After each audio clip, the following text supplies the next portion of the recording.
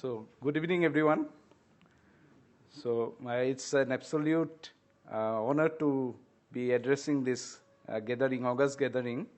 So, I am going to discuss another aspect, as Professor was saying, that deals more with the teaching side, but it does not deal all with the teaching side. A little bit of research is also in that.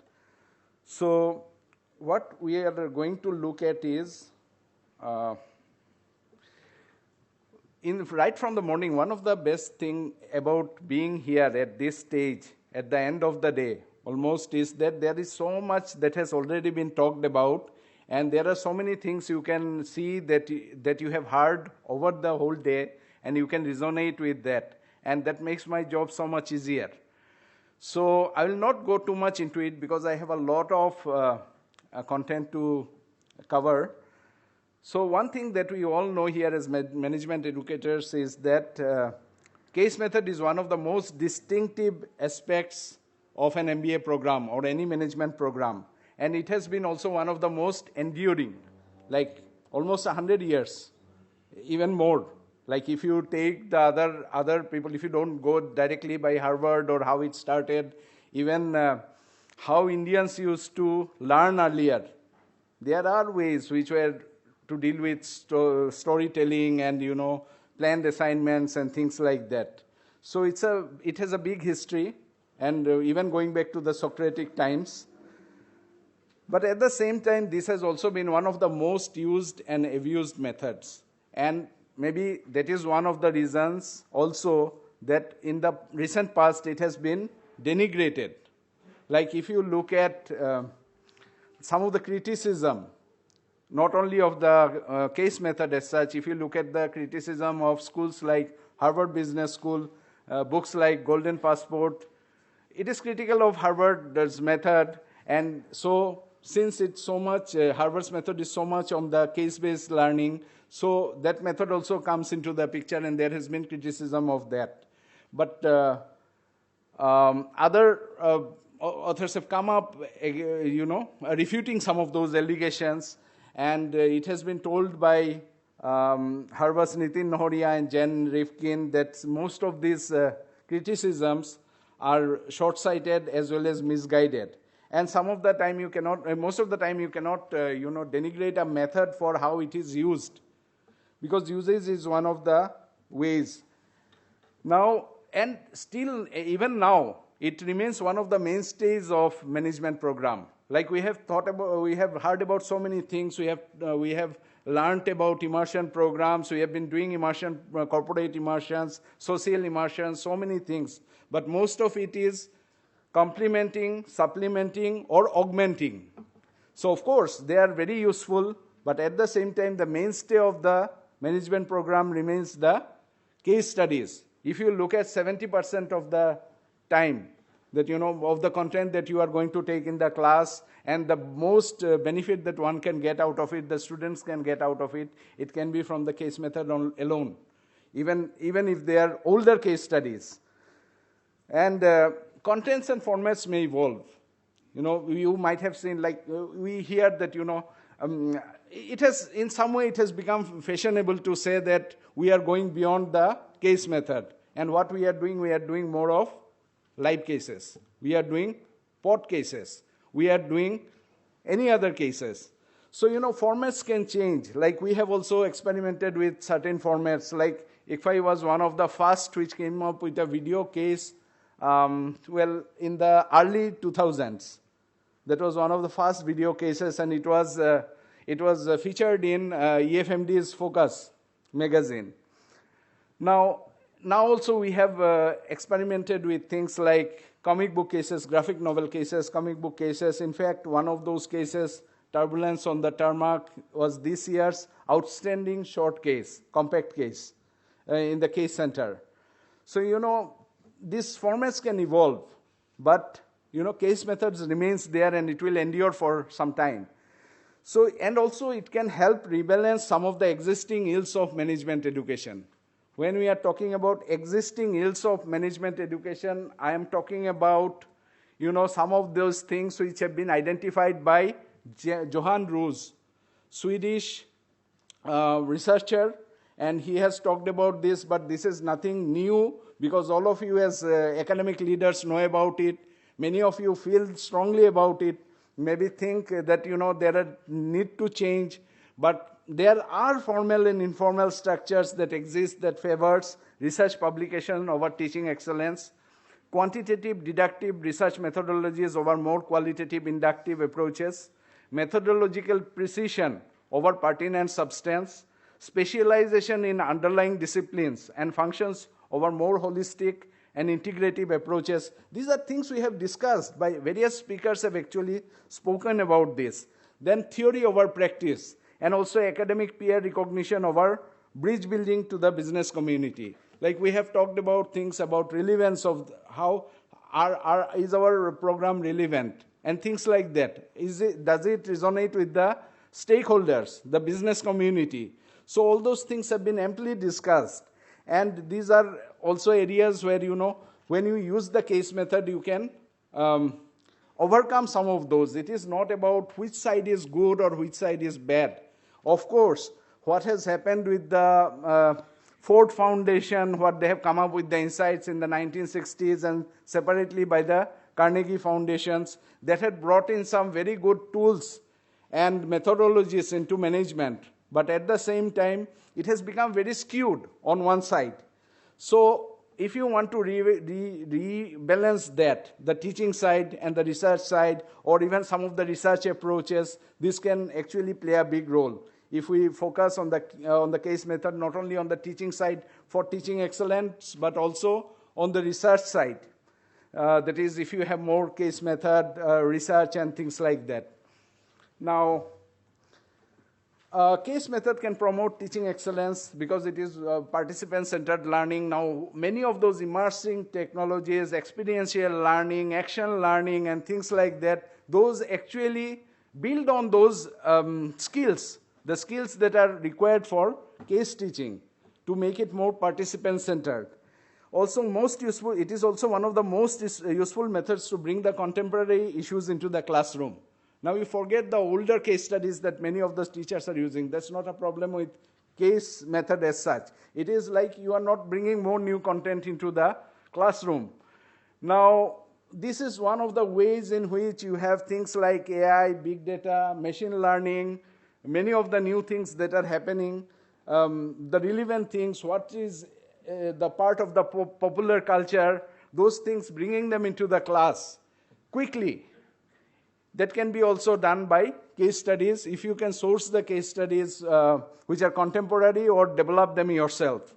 Also, case method is one of the ways in which there are some timeless skills which will remain. They were important earlier, they are important now, and they will be important years from now also. So the AIs and those things can change. Tomorrow it may be something else we don't know about. But these are the timeless skills that will remain. Like in the very first session, we have heard Mr. Nair talk about creativity and innovation. Now, we don't need to really go into each one of them point by point. Everybody gets the idea here. So creativity and innovation, research and influence, information fluency, how quickly students can actually know the most pertinent areas of information and bring up some analysis into the class. Critical thinking, a lot of fake news around. It's not Google. You are not competing like with Google many a time, because in Google can guide as well as it can misguide. It is critical thinking which will actually help them know what is right and what is wrong, because there is so much content available and some of it is questionable. Then problem-solving skills, decision-making skills. So all those can be done through case method. Now, if you look at the case method, we all know that how it is, it puts different demands on the people, like the teachers as well as the participants. Like we all know about this. There are things that are to be done before the class. There are things that are to be done during the class and after the class. So teachers have certain things to do which are very different from what teachers have been doing, like particularly in the undergraduate level or maybe in the school level, what they are used to. Even the teachers who are coming to the PG education, they are also thinking about that. Like they may not be always they may not have the capacity to do that. So one has to do capacity building on those areas. And for the student also, there are things that they need to do which are very different from what they have been doing in their schools, in their undergraduate programs, and when they come there and they may not be up to the mark. So for faculty development program, when you are looking at giving skills on these areas, you have to not only look at all these areas that teachers have to do, you have to give inputs on all those areas, but also all those other areas if the student does not do it. So, what do they do when students don't do their part? So that also has to be part of the faculty development program involving case method.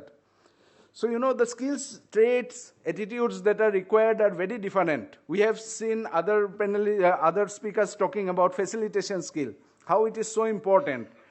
Christensen, who is widely regarded as the father of case method at Harvard, he calls it as orchestrating a symphony.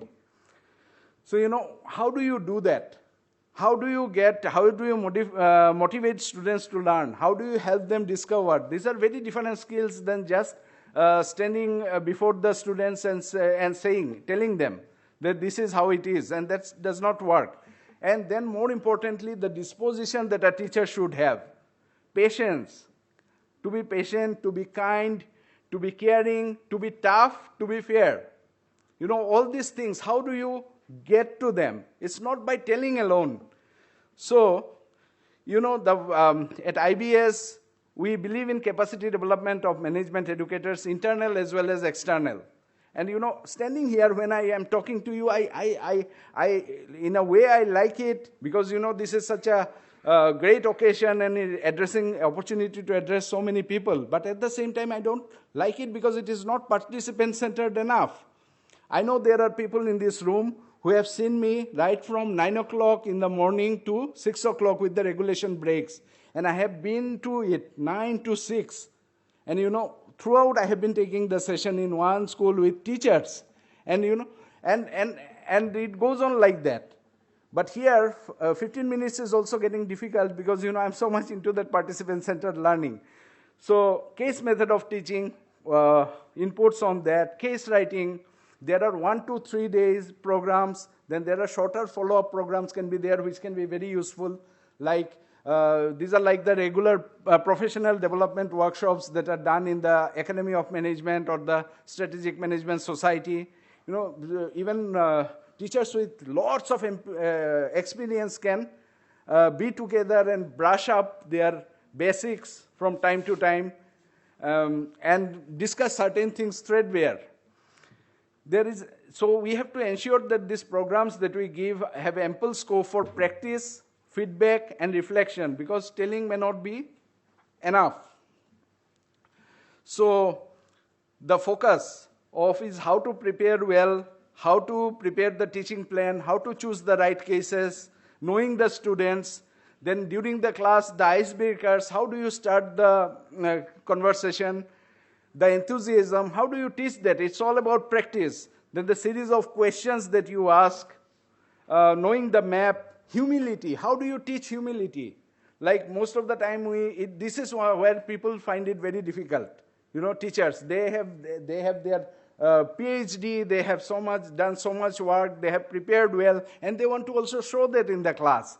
So that is very important for the teachers to know what they show in the class, but don't show all they know.